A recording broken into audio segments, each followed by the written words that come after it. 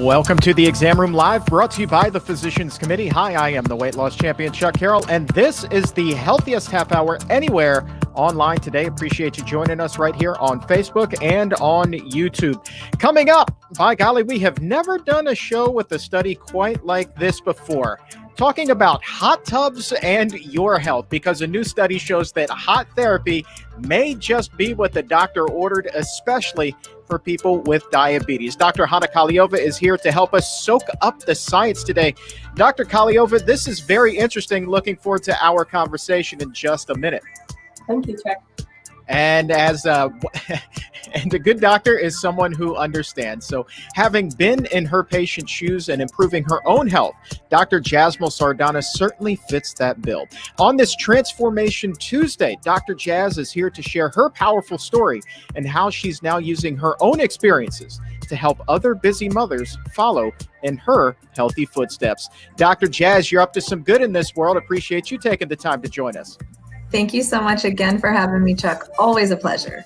And the pleasure is always mine. And if you have a question for the good doctor, go ahead and post that in the comments section now, or you can go ahead and tweet that to us using the hashtag ExamRoomLive. We will be opening up the doctor's mailbag in just a little while. But first, let's get caught up on the latest health happenings. Here are your health happenings, your headlines, I should say. I can't talk today. For Tuesday, September 29th, 2020.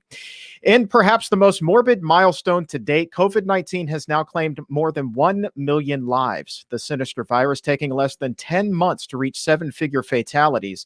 And while COVID has left virtually no part of the world untouched, 4 countries now account for more than half of all deaths. Those being the U.S., Brazil, India, and Mexico, all others trailing well behind.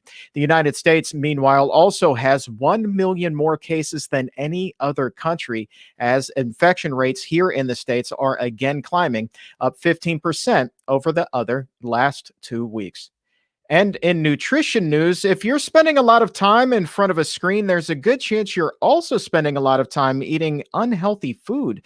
A new study from Arizona State finds those who spend the most time in front of their phone or their laptop or their TV tend to eat more fast food and get less exercise. The results? Most extreme among heavy users who are plugged in for 17 or more hours every day.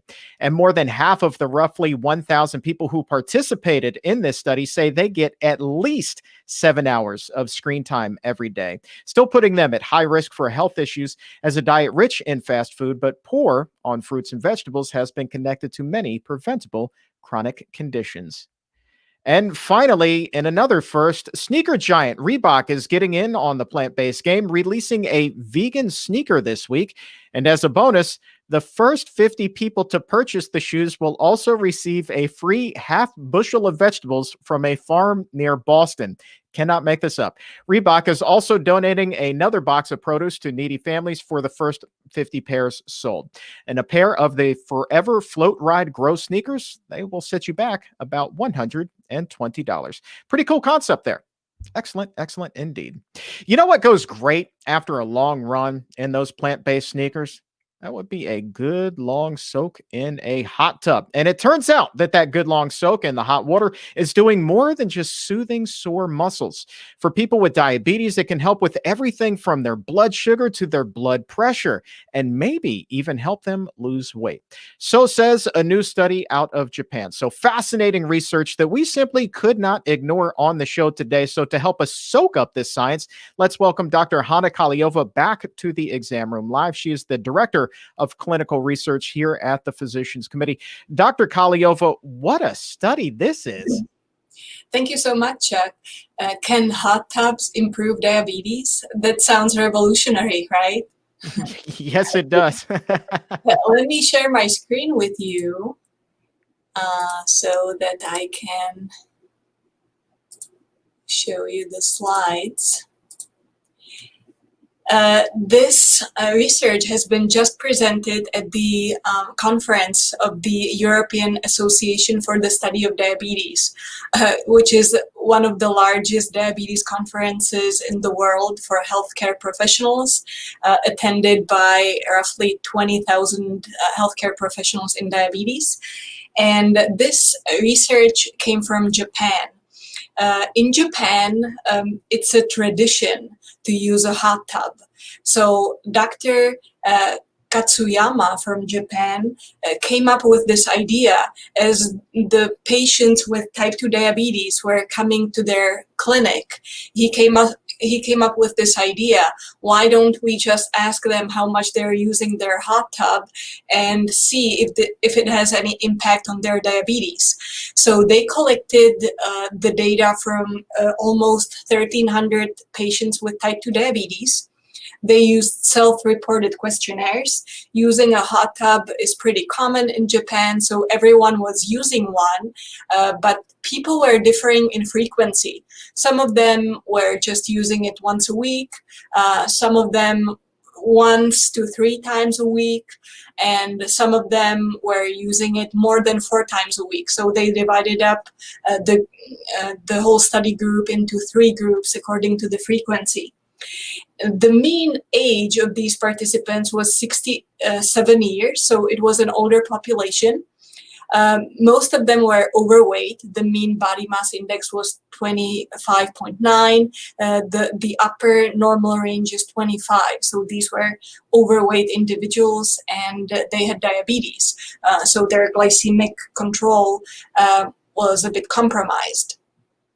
And now these are the comparisons between the groups. That the group 1 was taking at least 4 baths a week, group 2 1 to 3 baths a week, and group 3 less than 1 bath a week. And we can see that the group taking at least 4 hot tubs a week had a lower body weight.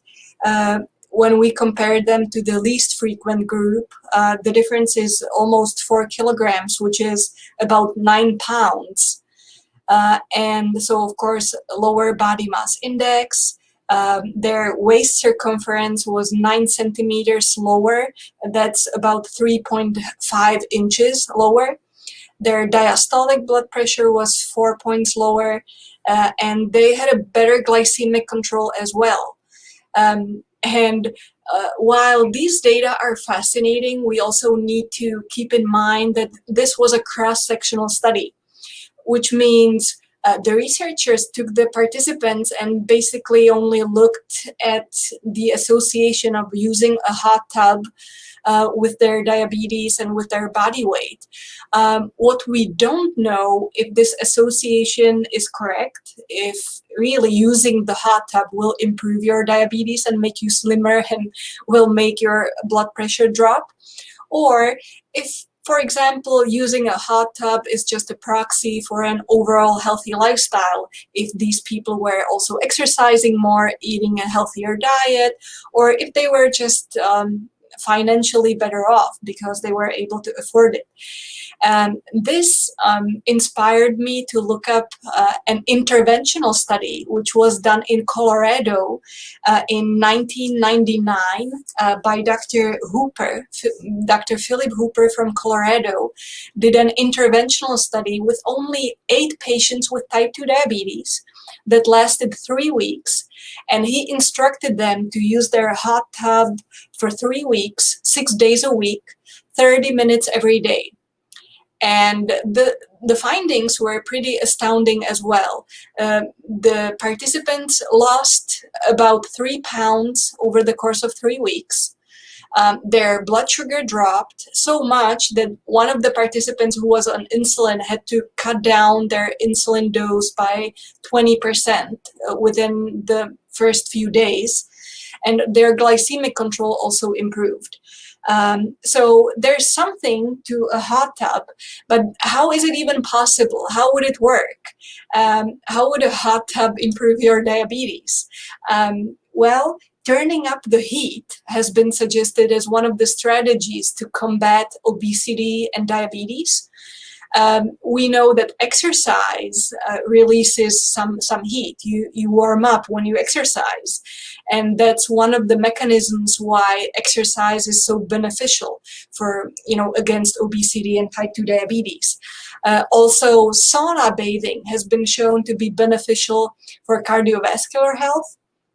And we also know that a plant-based diet increases the thermic effect of food, the amount of energy that's released after a meal. When you eat a meal, it depends what you eat. If you eat a plant-based meal, you release more energy in the form of heat.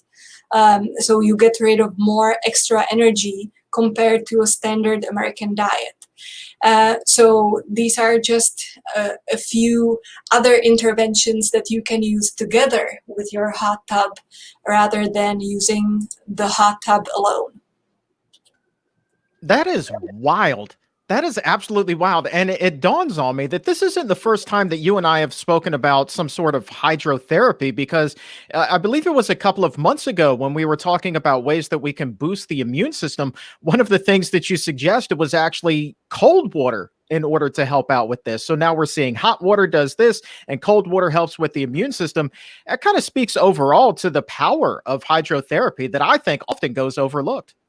Absolutely. And the fascinating thing is that the mechanisms are the same. So if you're taking a cold shower, for example, the mechanism why it works against obesity and also against infections is clamping the heat inside. And so increasing your body core temperature works against viruses and bacterial infections, but works for your metabolism as well. Well, I tell you what, I would like to do is replicate this study, and I would like to volunteer to participate to do 4 to 5 soaks in a hot tub per week and just see what happens to my health. I think that the results there could be fascinating. So sign me up, Dr. Kahleova. I'm up for that. All right. I appreciate your time. We will talk to you again soon. Thank you, Chuck. All right. Let's move on now.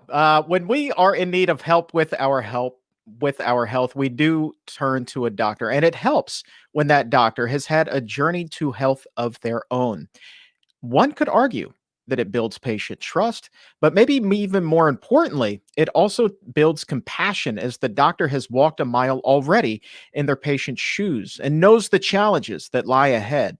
It helps to navigate the waters and ultimately may even help them reach the finish line for their health goals. And one doctor who has been there, walked that mile in her patient's shoes is Dr. Jasmine Sardana. And now she is putting her own experiences into practice, helping to empower mothers like her prioritize their health and ultimately then improve the health of those whom they hold dear. Dr. Jasmine Sardana, welcome back to the Exam Room Live. I believe you are muted. Thank you, yeah, I get it. You're not the only person who has done that. Believe you me. I'm sure. You I are appreciate human. it. Yeah, it's all good. I will tell you right off of the bat that I had no idea what a remarkable transformation you had. As a matter of fact, when you sent me a link to this beautiful blog that you had written on our website recently, it included some before and after photos. Honest to goodness, you were almost unrecognizable. You know, it's funny when you're in the moment. I think this is so true for so many things in our life. When you're in it, you can't really see it. I didn't notice or realize not just what I look like, because it's not just about what you look like, but it wasn't really until I saw pictures later after, turning my health around that I really saw how different I looked. And it really, it also spoke to how different I felt back then compared to how I feel now. But like I said, you could pay me $1,000 and I still would never have guessed that that was you. But let's talk about your story. In this blog, what really struck me was a couple of things. One, your family, particularly your father's own health struggles, Yes. but two, how you were, young in your career, and you wrote that you naively thought that because you were doing, quote, better than your patients, so to speak, Right. you thought that you were doing okay, when in reality, really, you needed to be healthier yourself. That's exactly right, Chuck. I think I kind of fell into this lull a little bit. I was in medical school. I was really eager to helping my patients. As you mentioned, a large part of my inspiration for going into primary care and being trained in lifestyle medicine was my dad. And individuals who are out there, listeners and viewers who can understand what it's like to grow up with a parent who's ill. There's a large kind of toll that you take that maybe you're not realizing, but it certainly impacted me. My father, to be clear, had diabetes, had heart disease, had very uncontrolled diabetes that he didn't really pay attention to, had a poor lifestyle, and as a result developed premature cardiovascular disease. Had his very first heart attack in his early 50s. I had just started college when I got a call saying, you need to come home because, your dad had a heart attack and he underwent quintuple bypass surgery. And that's something that, certainly impacted me.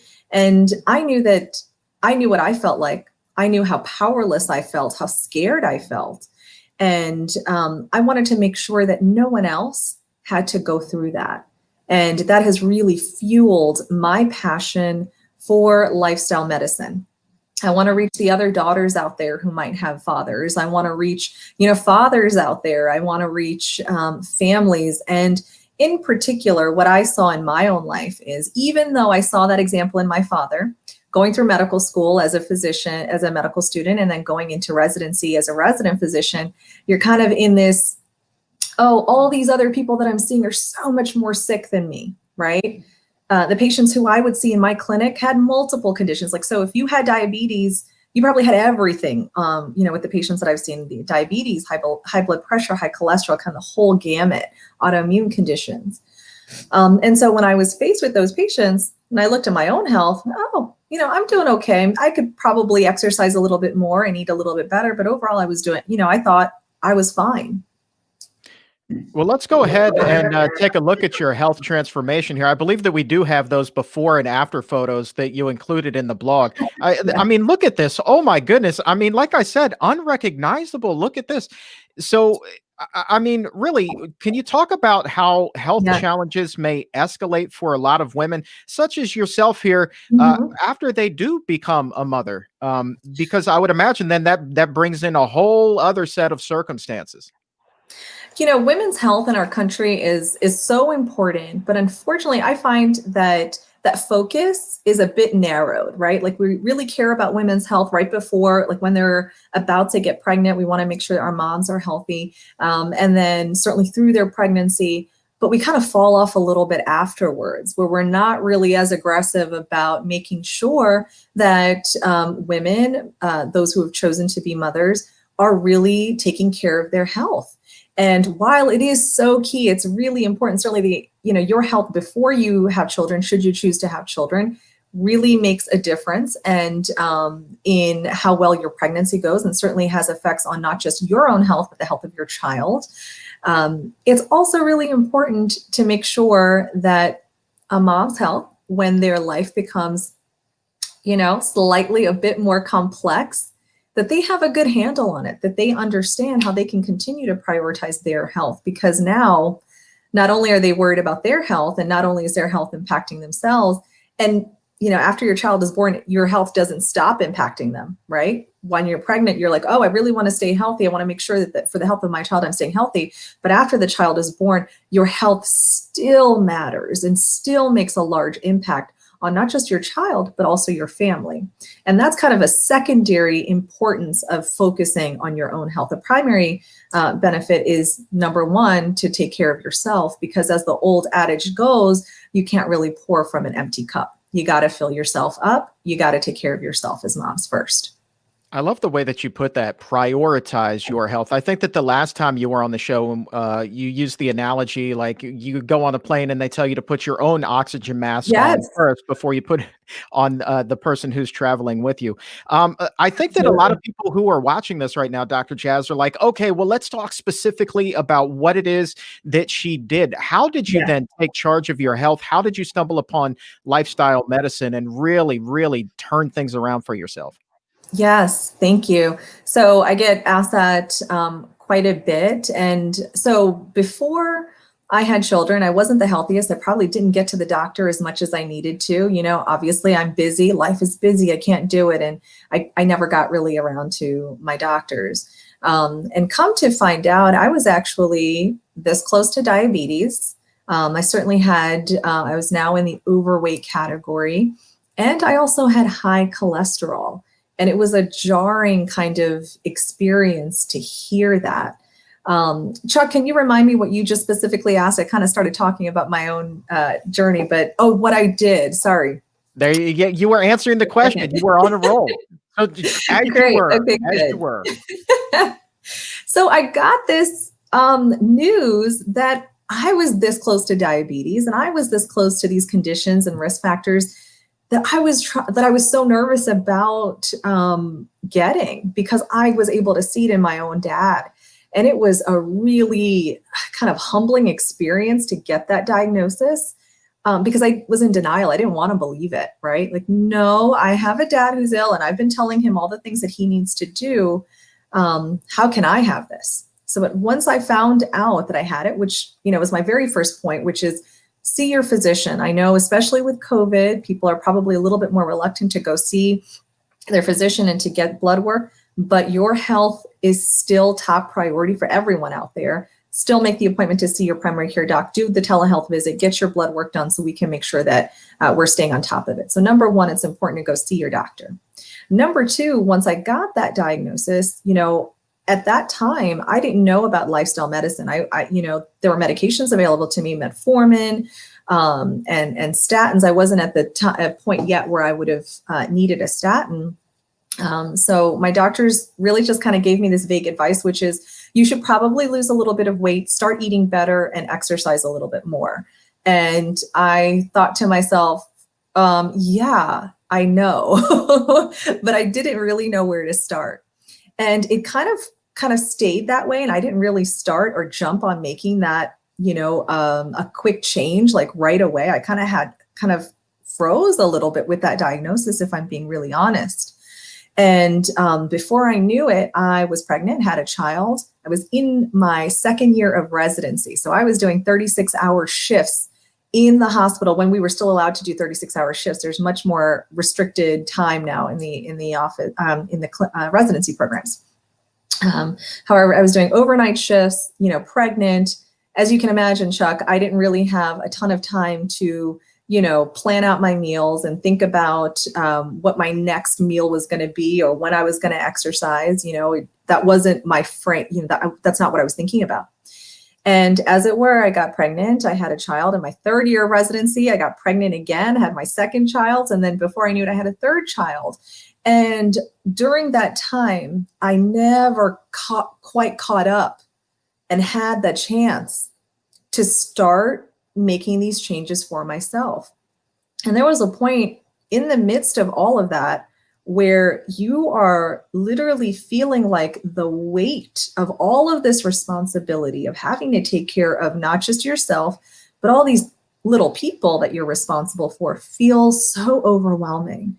There's a sense of, okay, these are all I have to take care of everyone else. There's no way that I can focus on myself. But what I'm here to share with you, with everyone else who's watching, is until I learned about lifestyle medicine, which was life-changing, not just for my patients, because I was able to share that with them. It's life-changing for me.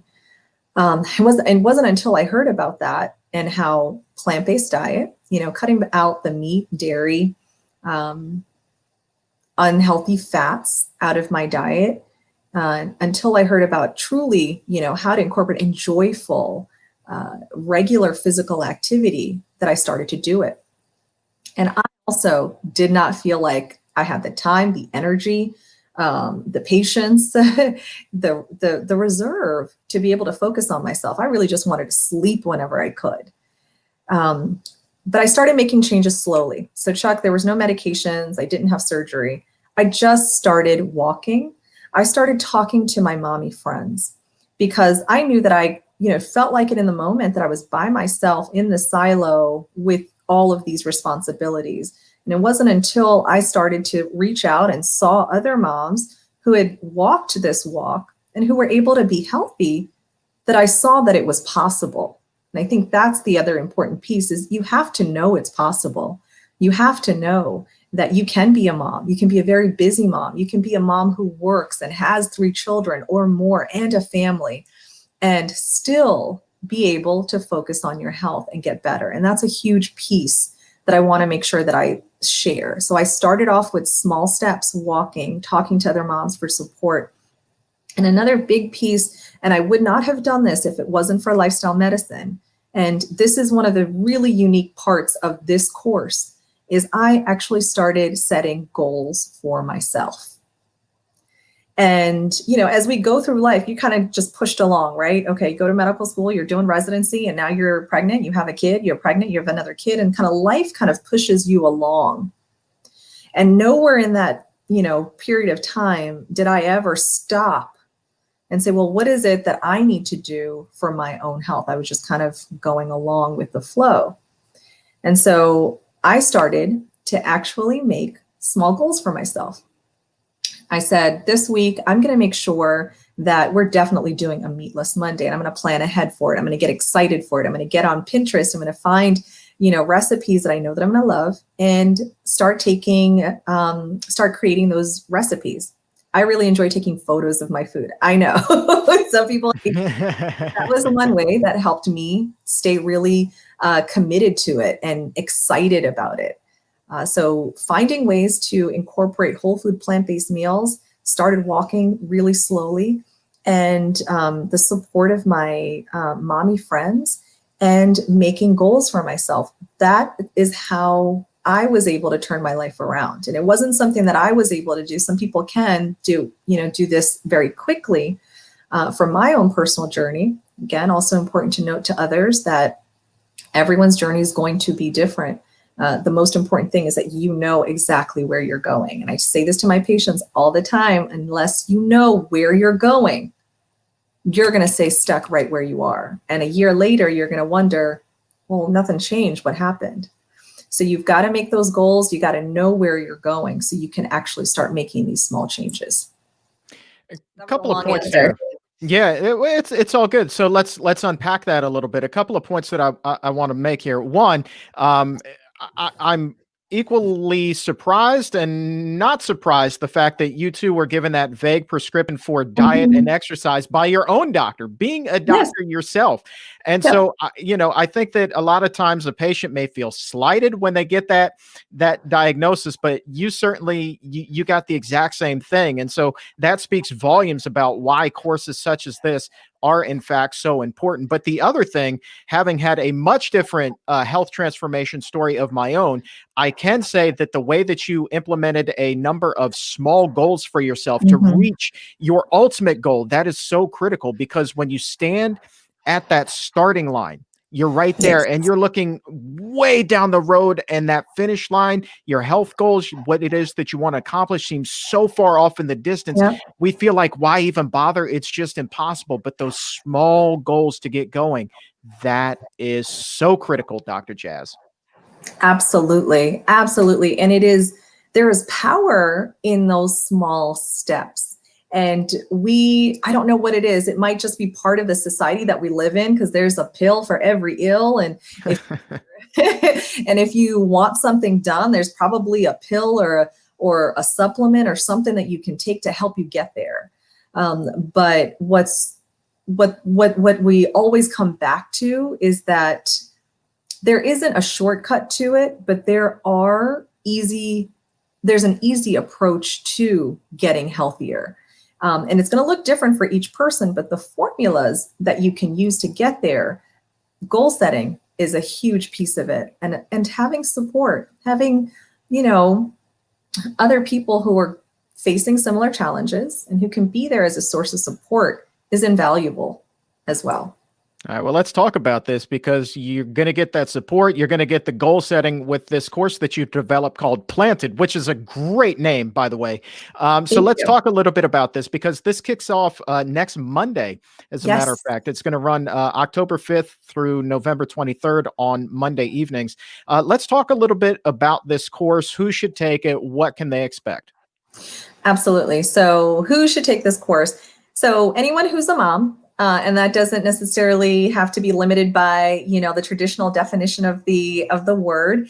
Anyone who has a child, who has children, anyone who plays that role or is taking on that role of mom to others, aunts, grandparents, step parents, who understand the unique challenges that come with caring for, a little person, caring for those who maybe are getting a little bit older.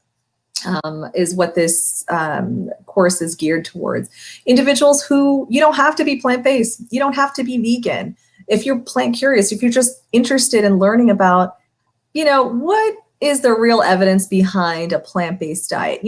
Chuck, earlier you'd mentioned how my doctor gave me this, vague advice about eating a healthy diet. I think some of that comes from a couple things. One, we're not trained in medical school or in, healthcare professional schools in general across the board. We're just not trained in nutrition and how to give that advice. Number two, I think people in the health profession, in the medical field, are a little bit reluctant to pick a diet and just say, this is the diet that's going to work for everyone. And for the majority of the, I can get behind that. I understand that one diet isn't going to be perfect for every single person. However, a whole food, what gets closest to that is a whole food plant-based diet. And there are different, kind of interpretations of that diet. But again, as long as you're moving toward it, and if you get there, that is where the greatest, stash of benefits lie. So being able to, even though, this is not geared towards individuals who are already plant-based, but the reason why we highlight plant-based nutrition in this course is because there's evidence behind it.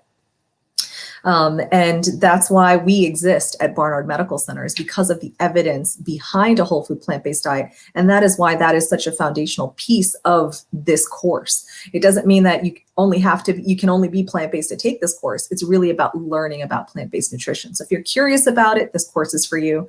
If you're already plant-based and you want some expert advice on how you can improve your diet, this course is for you. If you've been overwhelmed by motherhood in general, just want a safe place where you can hang out and hear from other moms and feel supported, this place is for you.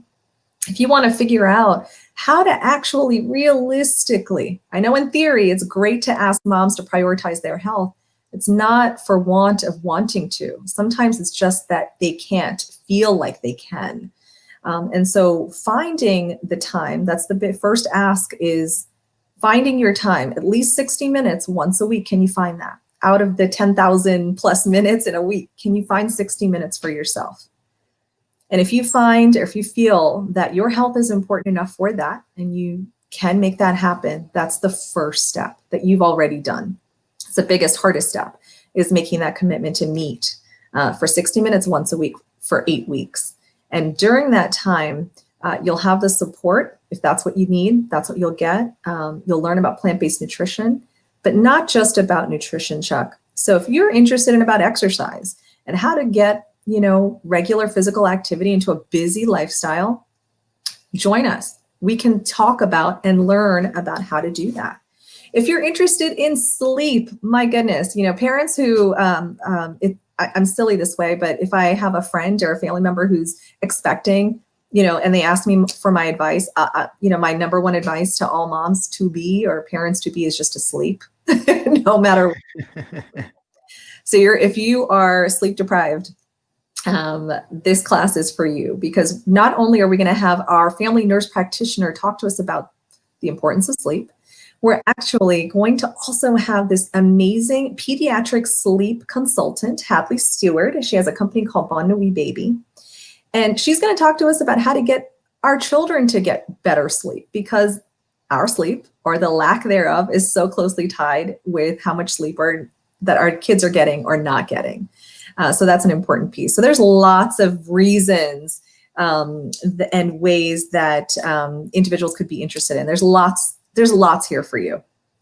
You really do have something for everyone there. So you see the web address to register on the screen, pcrm.org/events/planted. Highly recommended, because there is no doubt in my mind that Dr. Jazz, for you putting these steps into practice for yourself, one, has not only made you a better parent, but certainly has also made you a better doctor, because as we've talked about, you have already walked that mile in your patient's shoes, and you know how to get them to where it is that they ultimately want to go on their health journey. All right, but time now to go ahead and open up the doctor's mailbag. We only have a couple minutes left in the show, so I got to get this one in. And this one is a great question. It actually comes from a father, not a mother, but a great father by the name of Adam, who is looking to improve his health. He said, recently I had my cholesterol checked and found that my HDL was 32. The doctor wanted to start me using some olive oil because he knew that I would not eat fish, but I said no.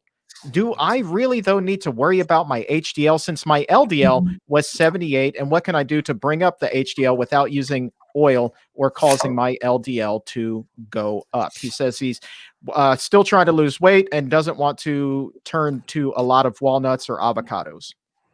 Got it. Yes. So individuals who are already eating, a low-fat, whole food, plant-based diet will probably find that their HDL numbers are going down.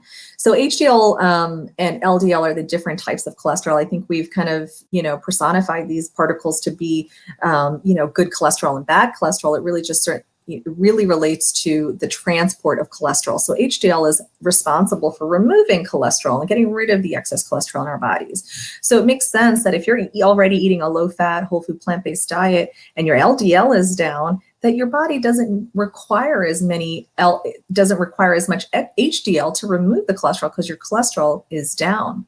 So there is this really important link between high HDL and an inverse relationship between high HDL and a low decreased risk of cardiovascular events like heart attacks, strokes, etc.